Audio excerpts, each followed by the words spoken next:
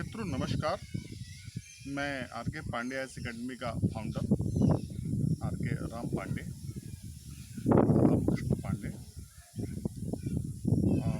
और जैसा कि अभी हमारी एक सीरीज चल रही है जनरल स्टडी, जीएस में हमने इतिहास पे चर्चा किया था और भारतीय इतिहास जानने के स्रोतों का अध्ययन बताया था आप लोगों को।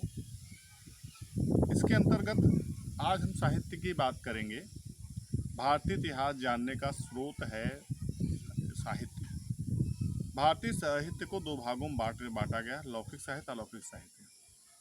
अलौकिक साहित्य के अंतर्गत वेद, वेदांग, पुराण, उपनिषदों से हमें बहुत सारी बातें या भारतीय इतिहास के साक्ष्य प्राप्त होते हैं। सर्वप्रथम हम वेद की बात करते हैं। वेद शब्द का अर्थ है जानना। महर्षि कृष्ण व्यास द्वैपायन ने सर्वप्रथम वेदों के 4 विभाग को किया। वेद सबसे पहले एक ही थे।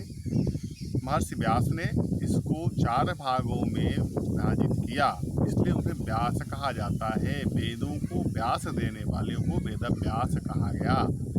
महर्षि कृष्ण द्वैपायन ने वेद को 4 भाग में विभक्त किया: ऋग्वेद, सामवेद, यजुर्वेद, अथर्ववेद। ऋग्वेद सबसे प्राचीन वेद माना जाता है। इसमें 1028 सूक्त हैं।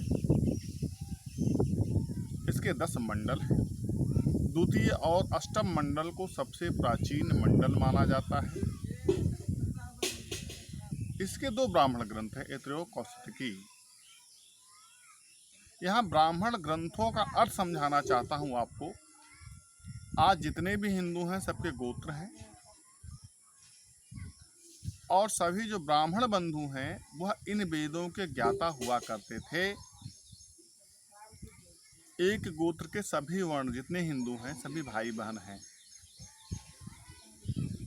ऐतरेय कौशिकी के ज्ञाता ब्राह्मणों की अगर वेद की बात करते हैं कि आपका वेद क्या है, तो वह बताया जाता है कि ऋग्वेद के ऐतरेय कौशिकी फला शाखा से आप संबंधित रहे हैं। इसके द्वितीय मंडल को परिवार मंडल बोला गया है। इसके द्वितीय मंडल को परिवार मंडल बोला गया है क्योंकि इसमें सर्वप्रथम गायत्री मंत्र की व्याख्या की गई है। विश्वामित्र ने सर्वप्रथम गायत्री मंत्र की व्याख्या इस द्वितीय मंडल में की है। इसके दशम मंडल में पुरुष सूक्त का वर्णन होता है, जिसमें यह बताया गया है कि चारों वर्ण भगवान कहते हैं। चारों वर्ण मेरी सृष्टि है। मुख से ब्राह्मण, बाँव से क्षत्रिय, और वृक्क से पेट से वैश्य, और पाँव से शूद्र। यह एक बात स्पष्ट कर देना चाहता हूँ जो आज लोगों की मानसिक धारणा बन चुकी है कि बिना पाँव के एक व्यक्ति अधूरा होता है। तो चारों वर्ण समान है, न कोई नीचा है न कोई ऊंचा है। ब्राह्मणों को इसलिए सर्वोधिक स्थान दिया गया है कि ब्राह्मण दिमाग है, ठीक है। तो यह पुरुष सूक्त में इस बात का वर्णन प्राप्त होता है। सामाजिक भ्रांतियों को मिटाने के लिए यह बात जरूरी है। जिस तरह शरीर के सारे अंग जरूरी है, उसी तरह न कोई छोटा है न कोई नीचा है, सब समान है। चारों वर्ण एक चौपाई के 4 पाए हैं।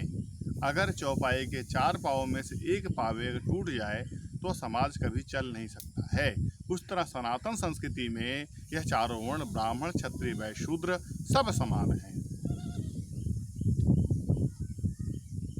इस बात को ध्यान में रखते हुए हम वेद की अधिक व्याख्या करते हैं। वेद में, ऋग्वेद में यह मंत्रों, यज्ञ के समय मंत्रों की व्याख्या की गई है। इसमें ब्राह्मण जो हुआ करता था यज्ञ के समय मंत्रों उच्चारण किया करते थे। अब द्वितीय वेद हम सामवेद की बात करते हैं। सामवेद को गायन वेद कहा गया। इसे बग्गा देवी की आराधना होती है। इसके जैमिनी, रामायणी और कौमुद 3 शाखाएं हैं। जब यज्ञ हुआ करते थे तो सामवेद के मंत्रों के जरिए ब्राह्मण गायन किया करते थे। कौमुद शाखा के ब्राह्मण जो थे मंत्रों का गायन किया करते थे। जैमिनी शाखा के जो ब्राह्मण हुआ करते थे यज्ञ वेदियों का निर्माण किया करते थे। यह संपूर्ण विश्व के सबसे प्राचीनतम ग्रंथों में से, गायन संगीत ग्रंथों में से एक है। इसमें माता सरस्वती की व्याख्या की गई है। सामवेद में, सामवेद ऋग्वेद का ही एक भाग है। बहुत सारे सूक्त जो है ऋग्वेद के आपको सामवेद में मिल जाएंगे। सामवेद के जरिए इस विद्या के गायन की प्रणाली है। ठीक है। नमस्कार मित्रों, आगे कल हम अथर्ववेद और यजुर्वेद पे बात करेंगे।